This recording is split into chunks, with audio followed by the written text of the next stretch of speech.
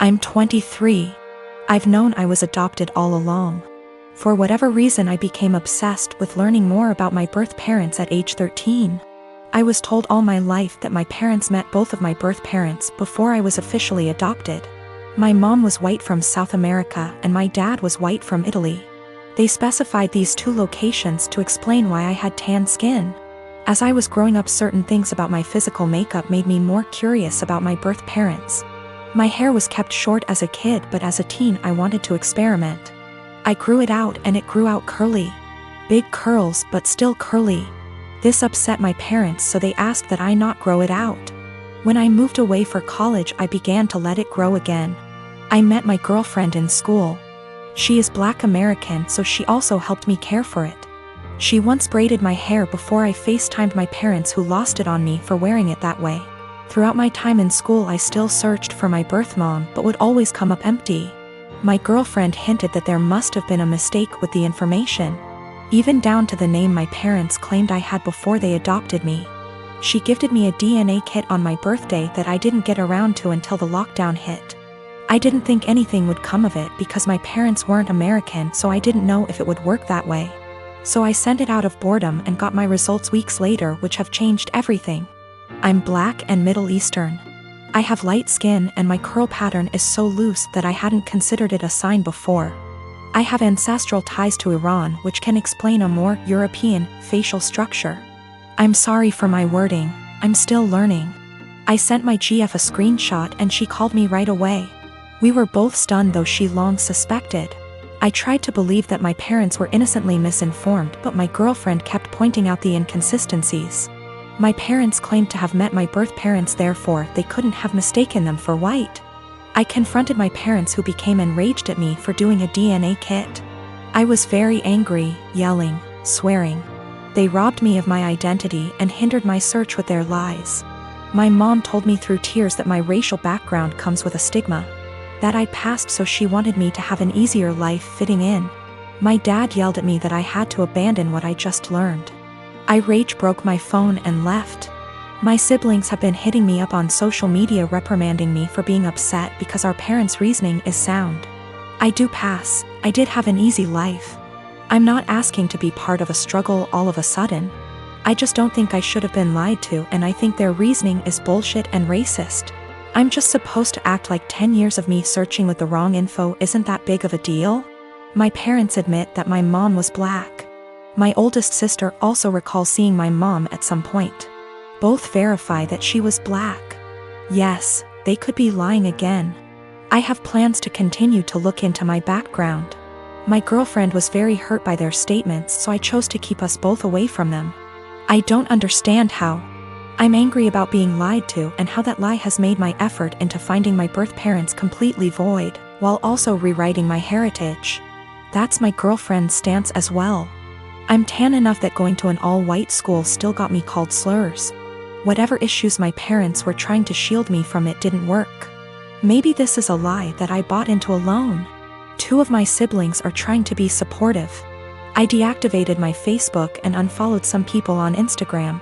I can't entertain the argument that I should forgive my parents and move on. I'm not there yet. I get that it makes me ungrateful for feeling this way. I don't hate them, I'm just really upset and disappointed in their decisions. I have a large family.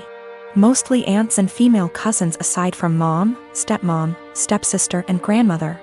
I don't know how to say this, but all those women I mentioned above are into teasing and joking. They've formed a unit, which I admit is kind of toxic. And they'd tease and roast every new woman that enters the family by marriage by setting up tests to see if they deserve to be part of the family, or roast their looks and styles to the point of breaking confidence and self-esteem down.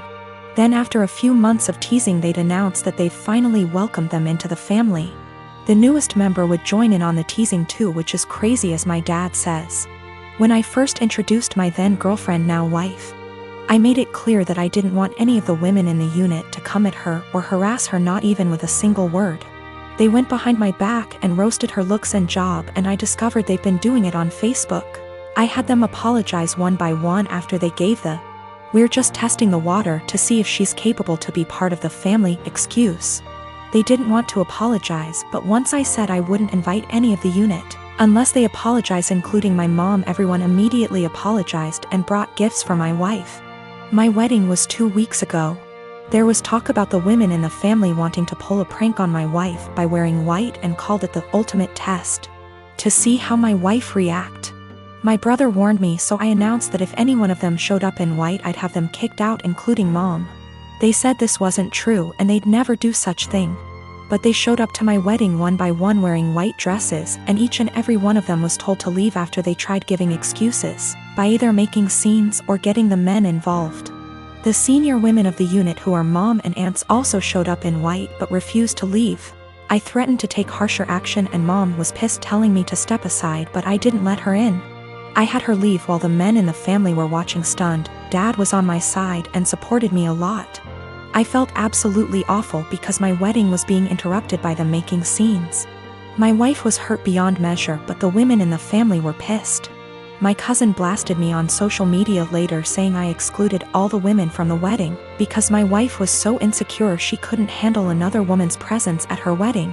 I had an argument with them and mom berated me, saying it was supposed to be a prank, but I said they were taking it too far. Mom said I took it too far by kicking them out because they were trying to get reaction from my wife to see if she was one of those Bridzillas and were going to change soon as prank was over, but I ruined my own and entire wedding by reacting so aggressively.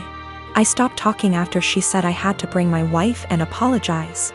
I haven't seen the lot of them in 2 weeks and they've excluded me from everything. I just want to explain that, this has been happening for years.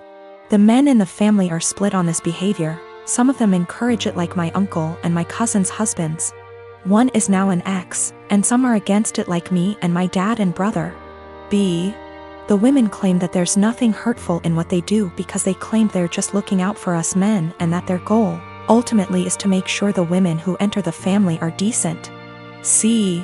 My dad always ends up arguing with my mom and grandmother, since they're the ones who started this whole thing with their behavior and attitude towards other women. And I'm not sure if I should mention this, but my male cousin, who's a middle schooler, said he'd make sure to leave the country before even meeting any woman because of this, and it made me chuckle. Also, the dresses they showed up in were simple white dresses, nothing over the top, but still were white dresses. I realized they went ahead with their plans even after I stated what I'd do in that case. My brother lost his job along with all his savings several months ago, and soon after he asked me if it would be okay if he and his wife stayed with me until they could afford their own place again. I hesitated at first, considering I only have a 1-bedroom apartment, but according to them they had no other options, so of course I invited them over and bought a blow-up mattress for the living room. For the first month things were manageable, although admittedly cramped. Then my brother told me that sleeping on the mattress was giving him back pains. So he asked if he could buy a small double bed for the living room. The living room is by far the biggest room I have, so I told him that would be fine as long as there was still room for my couch, TV, bookshelves. The living room is also connected to my kitchen in an open plan style. So I reminded my brother to leave walking space around the bed. It's now been 2 months and things have gotten a lot worse. When they first moved in, I would still use the living room every day to unwind on the couch after work. Now whenever I go in, there's a strange vibe, like I'm intruding. My brother and his wife are often sitting in bed together when I go in. I always knock and stare at me pointedly until I leave. Sometimes when I sit down they will directly ask me for some alone time and say they would like the room to themselves. This came to a head yesterday when my sister-in-law messaged me with a timetable she'd made of when it would be a good time for me to use the living room. The timetable basically says that they will allow me into the room for an hour each evening, plus 20 minutes around meal times. I basically shut her down instantly and told her there was no way I'd be following the timetable, since in the end it's my apartment. She sent me back a huge message with a dozen paragraphs about how my constant presence was ruining her marriage with my brother and they feel like they have no privacy. I tried to talk this over with my brother that night, but when I got home neither my brother //SIL were talking to me. So he's clearly just as pissed. Today an Amazon parcel arrived for my brother with a lock for the living room door, which I told him there's absolutely no way I will allow him to install. My brother says I'm creepy for wanting constant access to where they sleep, and he's insisting on installing the lock anyway. My sister was set to marry a guy who was a complete douchebag. He seemed like a nice catch to any outsider. He was tall, handsome, very confident, a doctor. Basically the sort of guy any woman would swoon over. Unfortunately, he was a sociopathic, unrepentant narcissist, devoid of any empathy, who would take out his anger on anybody he felt beneath him and seemed to enjoy doing it. You know how basically they say, don't look at how your partner treats you, look at how he treats others. And that's how he'll eventually treat you. My sister didn't pick up on that. I picked up on it early. This guy was really mean. Would berate and insult people for the smallest thing, and would lose his cool with anybody who looked at him the wrong way. He started doing it to me, and I told my sister early on, this guy's an asshole. She was like, Nah. You two will eventually get along, you just got off on the wrong start. I told him I've seen him do that to other people, but she seemed to think, oh, but he's nice to me, I'm the special one. Maybe I can change him. Or I have no idea what she was thinking.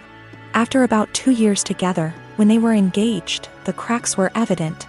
My parents loved him. His dad and my dad go way back. They both went to the same medical school together and have been close friends for decades. Her fiancé is also good friends with my 2 older brothers. After 2 years, my sister was realizing this guy was an asshole. He's always been an asshole, and he won't change.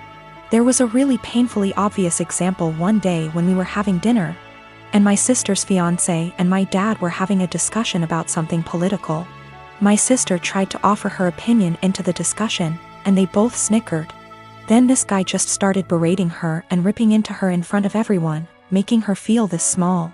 I could sense her pain. She was just quiet and just sat there taking it.